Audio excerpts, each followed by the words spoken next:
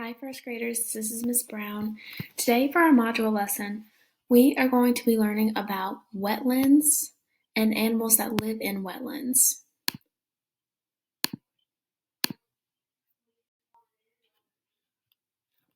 Okay, so we're going to be reading a book about animals that live in wetlands, but first we need to learn some important vocabulary words. So our first important vocabulary word is shallow.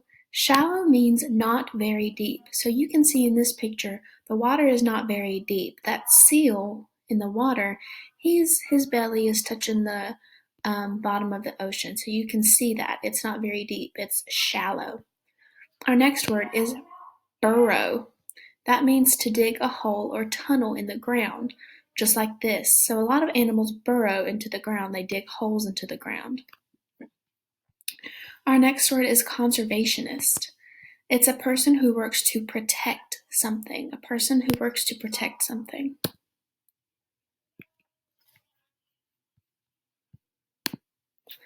Our next word is habitat. A habitat is the area where a human or animal lives. So animals could live in the ocean, could live in woodlands, could live in deserts or rainforest, or in this case, wetlands. That's where they live. That's their habitat. The next word is pollution. That means harm to the air, water, or soil caused by humans. So in this picture, we can see all of the pollution in the water.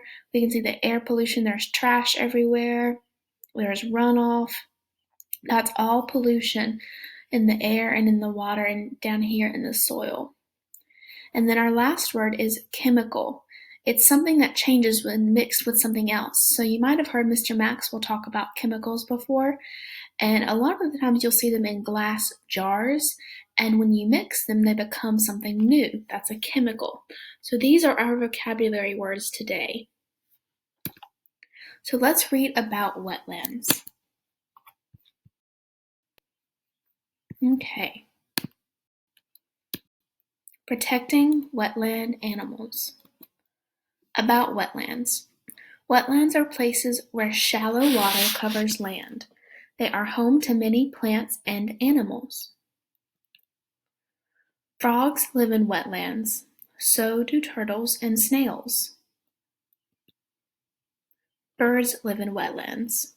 They eat fish and bugs. Some wetlands are near oceans. These have salt water. Crabs live in saltwater wetlands. They burrow in mud. Crocodiles live in some saltwater wetlands. Steve Irwin was a conservationist. He worked to protect crocodiles. Many wetlands have fresh water. Newts live in these wetlands. This is a newt right here. So do beavers. Beavers build dams. Wetlands are in danger. Pollution harms them. Humans cover wetlands. They build houses and roads. Wetlands are important habitats. Many animals have their babies there. Wetland plants clean the water. We must work to protect wetlands. You can help. Pick up any trash you see. Don't let lawn chemicals run into wetlands. Think about it. Have you ever visited a wetland? And if so, what animals did you see? All right. So let's go back. So I have some questions that I need us to answer. My first question is, what harms wetlands? What harms wetlands? So let's go back to the text to find evidence about what harms wetlands. So let's go back and see. I'm seeing a lot of trash on this page, so that picture tells me that that might be a clue as to what harms wetlands. Let's read. Wetlands are in danger. Pollution harms them. Humans cover wetlands, they build houses and roads. So these pictures and these words tell me that pollution harms them, and when humans build houses and roads and buildings all on top of them, it ruins the habitats for animals. So, I wrote, pollution harms wetlands. When people build houses and roads on them, they destroy animal habitats. All right. How can people protect wetlands? Well, let's back and reread. First, let's look for some pictures to see if we see any pictures that would help us figure out how we can protect wetlands.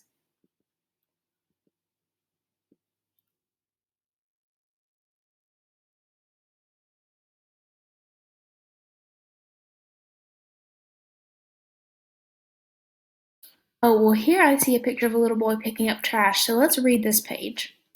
We must work to protect wetlands. You can help. Pick up any trash you see.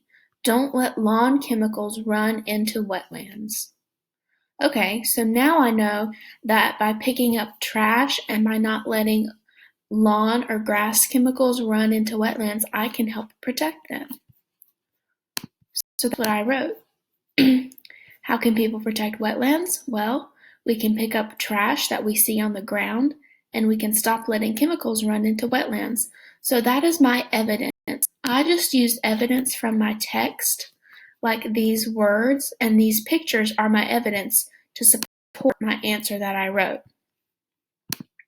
So now it's your turn to read oil spills and answer some of the questions that are in the module video for today. Thank you so much for watching, and I'll see you again soon. Bye-bye.